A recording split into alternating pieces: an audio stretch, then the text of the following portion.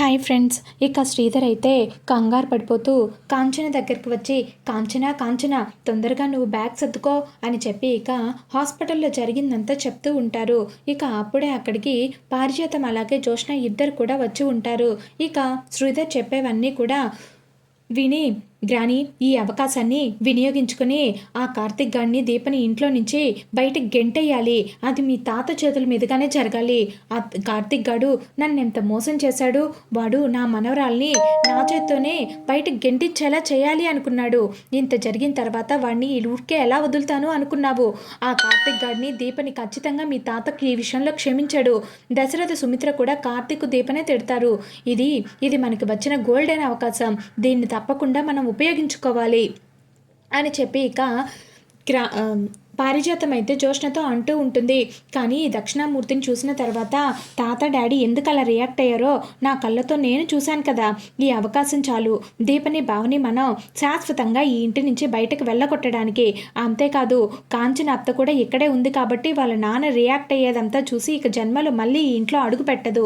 ఇక ఒక పక్కన శివనారాయణ అయితే ఇంటికైతే వస్తాడు.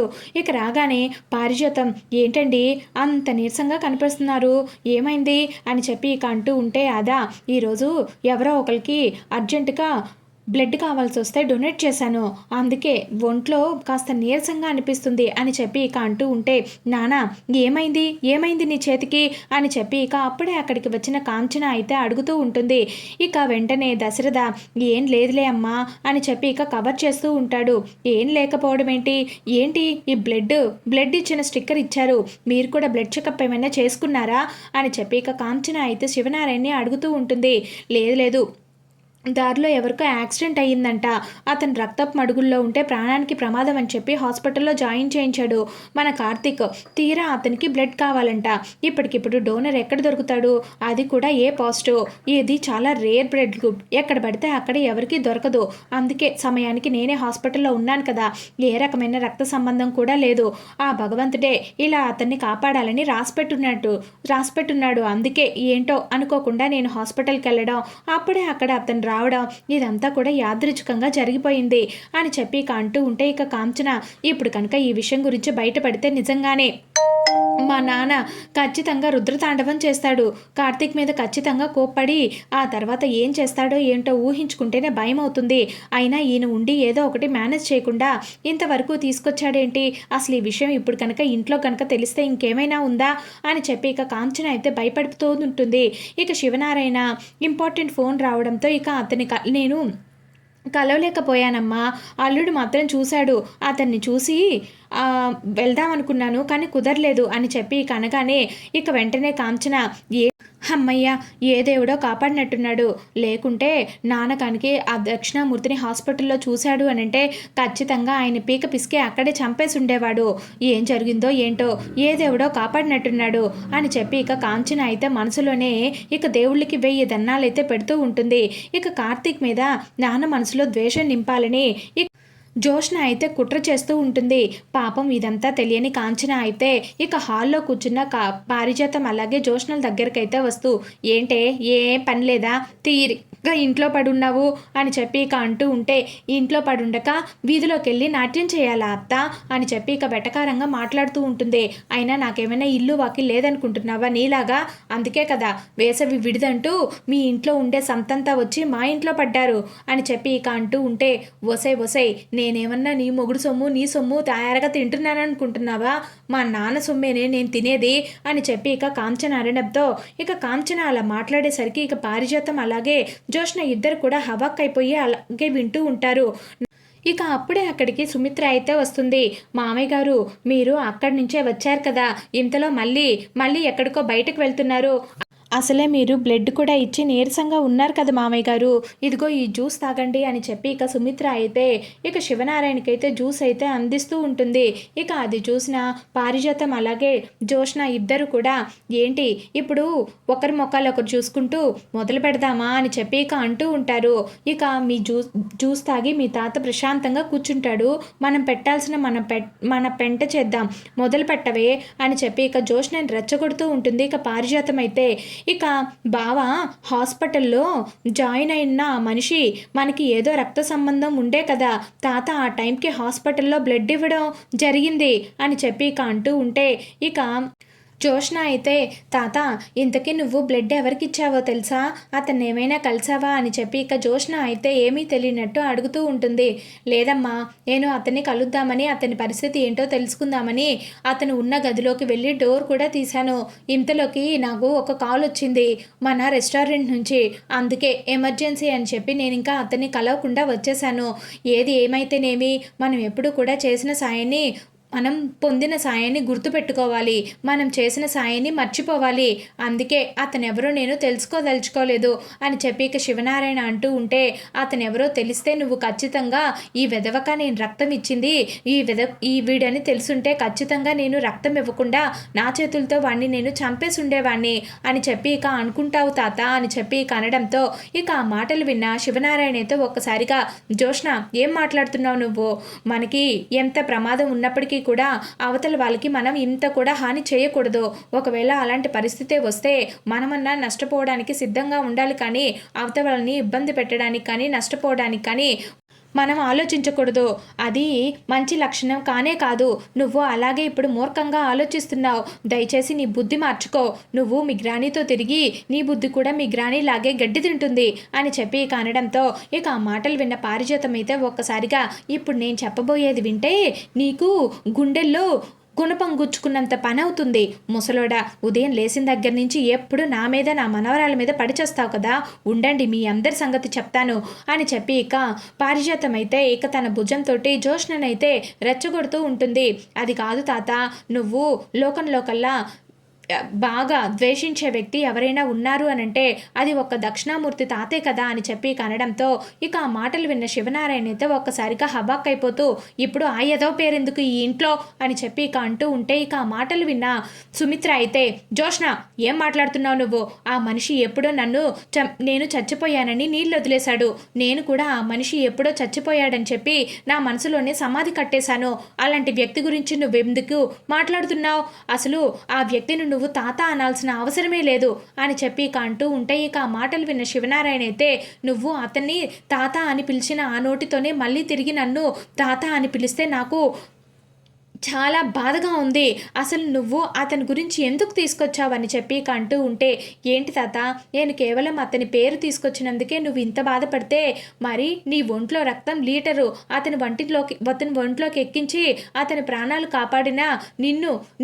నిన్నేమనాలి అని చెప్పి అంటూ ఉంటే జోష్న ఏం మాట్లాడుతున్నావు నువ్వు, అతనికి నేను రక్తం ఇవ్వడం ఏంటి, వాడు చచ్చిపోవాలని లోకంలో కోరుకునే ఏకైక వ్యక్తిని నేను, అలాంటి బెదవకి నేను రక్తం ఇచ్చి బతికిస్తానా అని చెప్పి ఇక అంటూ ఉంటే అవును తాత, నువ్వే బ్రతికించావు, నీ చేతులారా నువ్వే బ్రతికించావు, నువ్వు ఇందాక హాస్పిటల్లో రక్తం ఇచ్చిన వ్యక్తి ఎవరో కాదు, ఈ దక్షిణామూర్తే స్వయాన మా అమ్మ నాన్న అని చెప్పి అనడంతో ఇక ఆ మాటలు విన్నా శివనారాయణతో ఒక్కసారిగా హవాక్ అయిపోతూ జోష్న ఏం మాట్లాడుతున్నావు నువ్వు ఆపవే, నువ్వెందుకు మా నాన్ని అలా రెచ్చగొడుతున్నావు, ఈ ఇంట్లో వాళ్ళని ప్రశాంతంగా ఉంచడం నీకు అసలు ఇష్టం లేదా అని చెప్పి ఇక కాంచన వచ్చి ఇక జోష్న మాటలకి అడ్డుపడుతూ ఉంటుంది.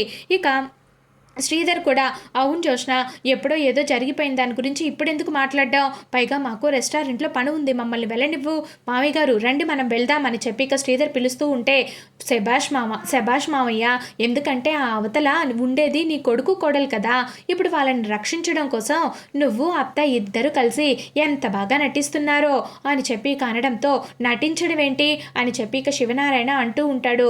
ఎందుకంటే హాస్పిటల్లో నువ్వు బ్లడ్ ఇచ్చింది దక్షిణామూర్తి అన్న విషయం మావయ్యకి తెలుసు కాబట్టి అని చెప్పి అనడంతో ఇక ఆ మాటలు విన్న శ్రీధర్ అయితే ఒక్కసారిగా కోపంగా జోష్న వైపు అలాగే చూస్తూ ఉంటాడు. ఇక శివనారాయణ అయితే శ్రీధర్ దగ్గరికి వెళ్ళి కాలర్ పట్టుకుని నిజం చెప్పు శ్రీధర్, నీకు తెలుసా నేను బ్లడ్ ఇస్తున్నది దక్షిణామూర్తికేనని అని చెప్పి అనడంతో మీరు బ్లడ్ ఇచ్చే ముందు నాకు తెలియదు మావయ్య గారు, ఇంతకీ పేషెంట్ పరిస్థితి ఎలా ఉందో అని చెప్పి మీరు నర్స్తో పాటు బ్లడ్ ఇవ్వడానికి వెళ్ళినప్పుడు నేను ఆ పర్సన్ దగ్గరికి వెళ్ళాను, అతను దక్షిణామూర్తి అని చెప్పి చూసి అక్కడే హవాక్ అయిపోయాను. అంతేకాదు కార్తీక్ దగ్గరికి వెళ్ళి ఒరే నువ్వు ఎంత పెద్ద ఘోరం చేసావో నీకు తెలుస్తుందా, ఇది కనుక మీ తాతకు తెలిస్తే ఖచ్చితంగా నిన్ను ఇంట్లో నుంచి బయట గెంటేస్తాడు, చెప్తుంది వింటున్నావా లేదా అని చెప్పి వెంటనే వెళ్ళి నువ్వు మీ తాతకి నిజం చెప్పు అని చెప్పి ఇక నేను చెప్పాను. కానీ ఎలా జరగాల్సి ఉంటే అలా జరుగుతుంది అని చెప్పి కార్తిక్ గాడు మీకు నిజం చెప్పాలనే ప్రయత్నించాడు. కానీ మీకు అంతలోకే ఫోన్ రావడం, మీరు హడావిడిగా హాస్పిటల్లో నుంచి వెళ్ళిపోవడం ఇదంతా కూడా నిమిషాల్లోనే జరిగిపోయింది మావయ్య గారు. వాడు కావాలని ఏ విషయం చేయలేదు అని చెప్పి ఇక అంటూ ఉంటే, ఆహా ఏంటి మావయ్య నీ కొడుకు కాబట్టి భలే సమర్థిస్తున్నావు. అదే కనుక నేను చేశాను అని అంటే ఉన్నవి లేనివి అన్నీ కల్పించి నా మీద ప్రచారం చేసేవాడివి కదా. ఇప్పుడు నీ కొడుకు అయ్యేసరికి ఏది కూడా నెగిటివ్గా కనిపించట్లేదా? అయినా దక్షిణామూర్తి తాత మన తాతకి ఎంత అన్యాయం చేశాడో నీకు తెలీదా? అన్నీ నీకు తెలుసు కదా. మరి అలాంటప్పుడు మా తాత దగ్గరుండి బ్లడ్ ఇస్తుంటే నువ్వు ఆపాలి కదా. సర్వెత్తే ముందు తెలియకపోయినా తర్వాత అయినా తెలిసినప్పుడు అది దక్షిణామూర్తి అని నువ్వు చెప్పాలి కదా. నువ్వు చెప్పకుండా మరి ఎందుకు చోద్యం చూస్తున్నావు అని చెప్పి ఇక శ్రీధర్ని నిలదీస్తూ ఉంటుంది జ్యోష్ణ అయితే. ఇక జ్యోష్ణ అలా అనేసరికి ఇక శ్రీధర్ ఏం మాట్లాడకుండా అలాగే ఉంటాడు. ఇక కాంచన అయితే వసై చిన్నటితో గోటి పోయేదాన్ని గొడ్డల దాకా తెస్తున్నావు. సాటి మనిషిని మా నాన్న రక్తం ఇచ్చాడే అది కూడా తప్పేనా అని చెప్పి ఇక అంటూ ఉంటే, అవును తప్పే, నీ దృష్టిలో తప్పు కాకపోవచ్చు. ఎందుకంటే దగ్గరుండి సమాజ సేవ చేసింది నీ కొడుకే కదా. నీ మొగుడు ఇంకొక దాన్ని పెళ్లి చేసుకొని ఇంకొక దాంతో బిడ్డని కండప్పుడు నీకు సమాజంలో జరిగేవే కదా అని చెప్పి సర్దుకుపోవచ్చు కదా. ఎందుకు నాకు ఈ మొగుడు అవసరం లేదని చెప్పి నువ్వు నీ కొడుకు అందరూ కలిసి ఇంట్లో నుంచి కూడా మరీ బయటకు పోయారు.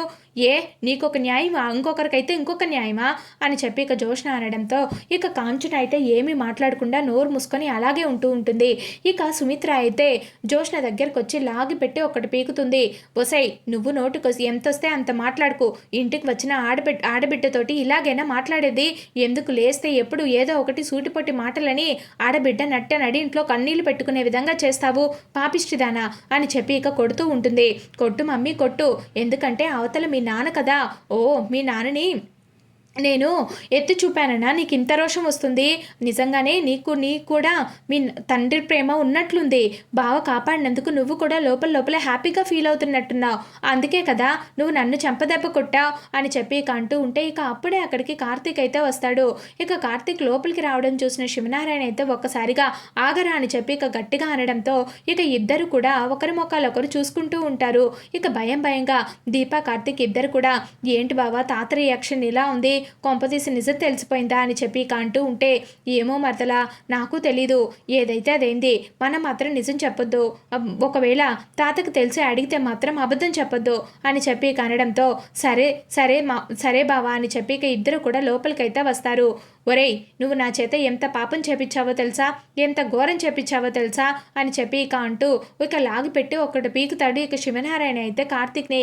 ఇక దాంతో కార్తీక్ అయితే ఒక్కసారిగా హవాక్ అయిపోతూ, నో డౌట్ తాతకు నిజం తెలిసిపోయినట్టుంది, అందుకే నన్ను కొట్టాడు అని చెప్పి ఇక కార్తీక్ అయితే మెంటల్గా ప్రిపేర్ అయిపోతూ, ఏంటి తాత నిజం తెలిసిందా, అందుకే నువ్వు నన్ను ఇలా హింసిస్తున్నావు కదూ అని చెప్పి ఇక అనడంతో, ఏరా నిజం తెలిసిందా అని అడుగుతున్నావు అంటే నువ్వు ఖచ్చితంగా అబద్ధం ఆడి నా చేత ఈ పని చేయిస్తున్నావనే కదా అర్థం.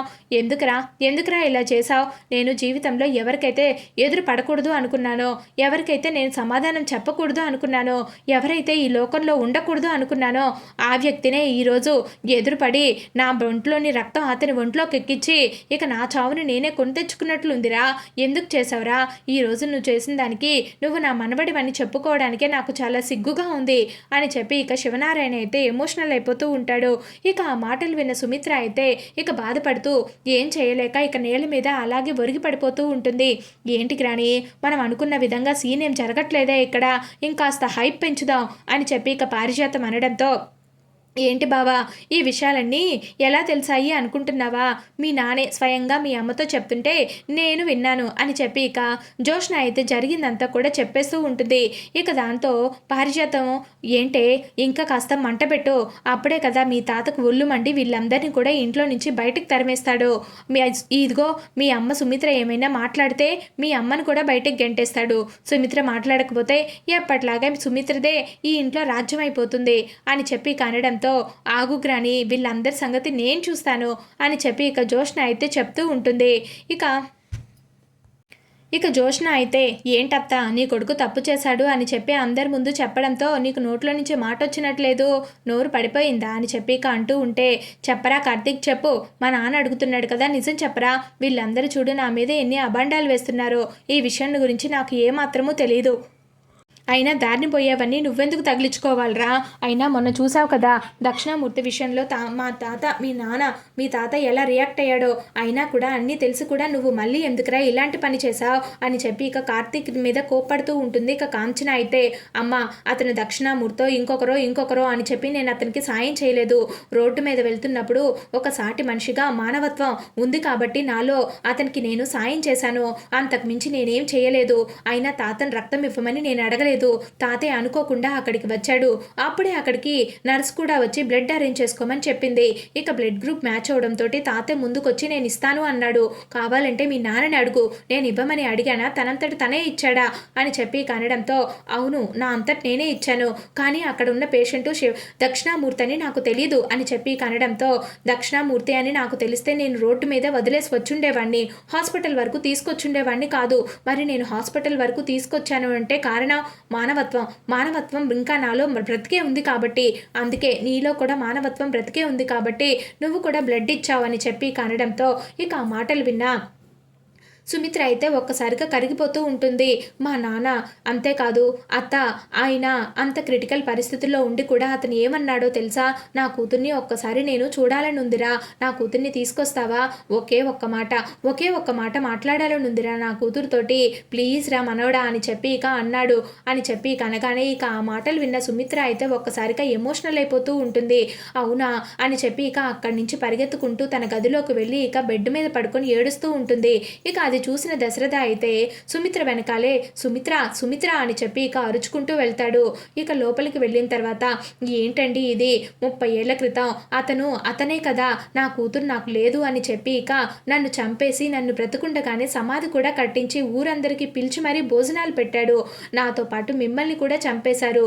ఈ ఇంట్లో వాళ్ళందరినీ కూడా చంపేశాడు. అలాంటి వ్యక్తి 30 ఏళ్ల తర్వాత మళ్ళీ తిరిగొచ్చి నా కూతురు నాకు కావాలి, ఒక్కసారి నా కూతురుతో నేను మాట్లాడాలి అంటున్నాడు అంటే దీని అర్థం ఏంటండి, దీన్ని ఎలా అర్థం చేసుకోవాలి అని చెప్పి ఇక సుమిత్ర అయితే ఎమోషనల్ అయిపోతూ ఉంటుంది. ఏమో సుమిత్ర, మా నాన్నని కాదని నేనేమీ చేయలేను, నీకేమనిపిస్తే నువ్వు అదే చెయ్యి అని చెప్పి ఇక అంటూ ఉంటే నేను ఇప్పుడు హాస్పిటల్కి వెళ్ళి మా నాన్నని చూశాను అనంటే ఈయన నన్ను ఏమీ అనడు, కానీ మామయ్య గారు నన్ను ఏం చేస్తారో ఏంటో నాకు భయం వేస్తుంది అని చెప్పి ఇక సుమిత్ర అయితే ఆలోచిస్తూ ఉంటుంది. ఇక సుమిత్ర ఎలాగైనా సరే ఈరోజు నాన్న దగ్గరికి వెళ్ళి అసలు ఆయన ఎందుకు వచ్చాడు, నన్ను ఎందుకు కలవాలనుకుంటున్నాడు, నాతో ఏం చెప్పాలనుకుంటున్నాడు, ఈ విషయాలన్నీ కూడా నేను తెలుసుకోవాలి అని చెప్పి ఇక సుమిత్ర అయితే ఎప్పుడు సాయంత్రం అవుతుందా అని చెప్పి ఇక ఎదురు చూస్తూ ఉంటుంది. ఇక సాయంత్రం అయితే అవుతుంది. ఇక శివనారాయణ అలాగే దశరథ ఇద్దరు కూడా ఏదో పనుందని బయటికైతే వెళ్తారు. ఇక సుమిత్ర అయితే ఇదే మంచి సమయం, ఇంట్లో ఎవరూ లేరు, నేను ఖచ్చితంగా మా నాన్నని చూడ్డానికి హాస్పిటల్కి అయితే వెళ్ళాలి, ఇంతకీ ఈ కార్తీక్ గడు దీప ఎక్కడున్నారు అని చెప్పి ఇక ఇల్లంతా కూడా వెతుకుతూ ఉంటుంది. ఇక సుమిత్ర అయితే ఇక దీప అలాగే కార్తీక్ ఇద్దరు కూడా పెరట్లో నించొని మాట్లాడుకుంటూ ఉంటారు. అది చూసిన సుమిత్ర కార్తీక్ దగ్గరికి వెళ్ళి, ఒరే కార్తీక్, నాకు మా నాన్నని చూడాలని ఉందిరా, ఆయన నా కోసం ఎందుకు ఎతుకుతున్నారు, ఆయన నాకేం చెప్పాలనుకుంటున్నారు, ఆయన నాతో ఏదో మాట్లాడాలి అనుకుంటున్నారు కదా, ఇన్నేళ్ల తర్వాత నేను ఎప్పుడో చచ్చిపోయాను అని చెప్పి నీళ్లు కూడా వదిలేసిన మనిషి ఇన్నేళ్ల తర్వాత నన్ను ఎత్తుక్కుంటూ వచ్చాడంటే ఖచ్చితంగా ఏదో కారణం ఉండే ఉంటుంది.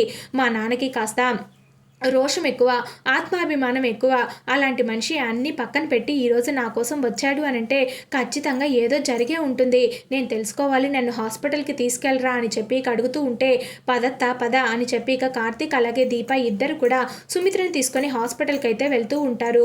అయితే ఇదంతా కూడా పైనుంచి జోష్ని అయితే గమనిస్తూ ఉంటుంది.